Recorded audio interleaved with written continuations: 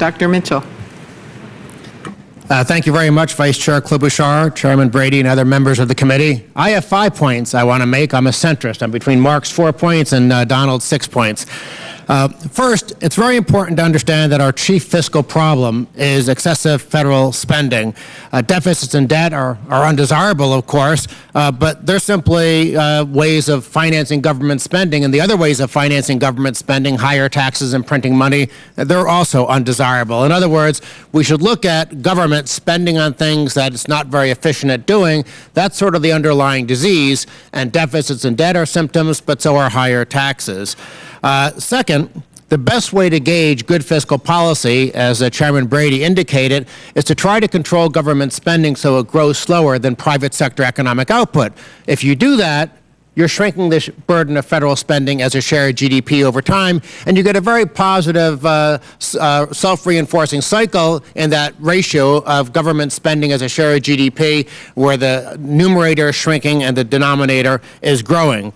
If you don't do that, if you allow government to grow faster over an extended period of time than the private sector, sooner or later, it might be 5 years, it might be 50 years, but sooner or later you're going to wind up like Greece, because it's a mathematical certainty that if government for a long period of time grows faster than the private sector, you get in trouble. Why? The private sector is your tax base.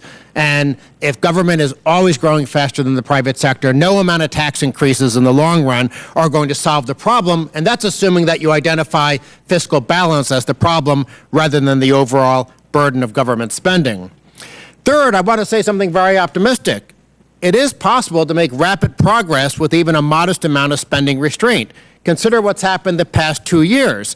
For the first time in 5 decades, the government spending in nominal terms has shrunk, where government spent less last year than the year before, and less that year than it spent before that. And what has happened during that 2-year period? Well, the burden of government spending has fallen from 24.1% of GDP to 21.5% of GDP. And for those who focus on red ink, it's worth noting that that period of fiscal restraint resulted in our deficit going from 1.3 trillion to 642 billion. And indeed, if we maintain some sort of fiscal discipline going forward, it's amazing how quickly we can make progress. If government grows just 1% a year, we balance the budget in 3 years. If it grows 2% a year, we balance the budget in 4 years. And if we let government grow 3% a year, we balance the budget in 7 years.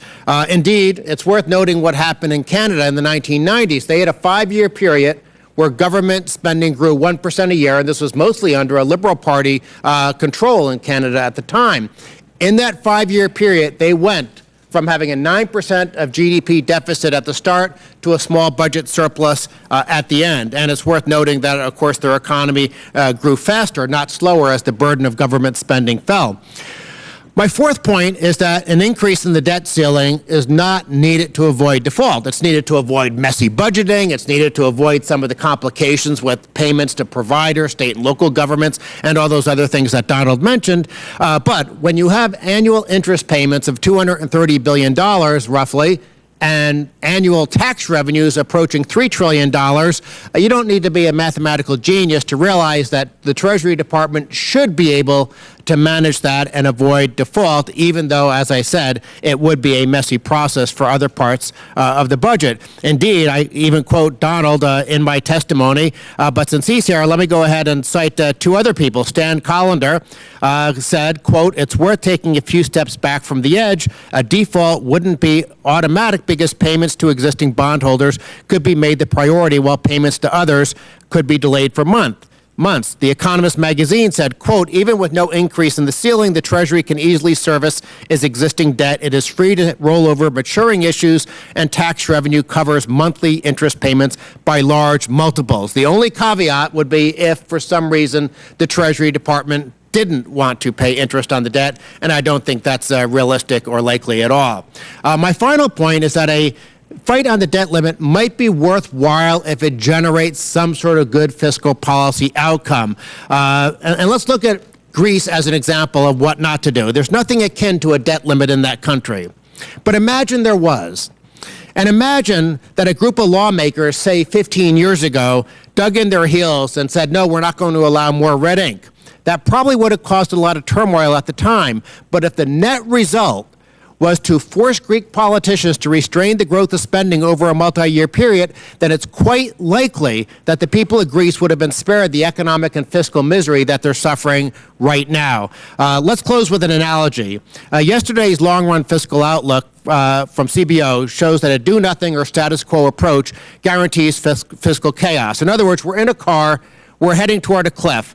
We don't know whether we're going to hit that cliff in 5 years, 25 years, but if we don't take steps now when it's relatively easy, we will eventually cause a crisis. So I suggest that we should begin to steer away from the cliff, perhaps by adopting something similar to Switzerland's debt brake, which is, of course, akin to Congressman Brady's MAP Act to impose annual limits on the growth of government spending. Thank you very much. Thank you very much.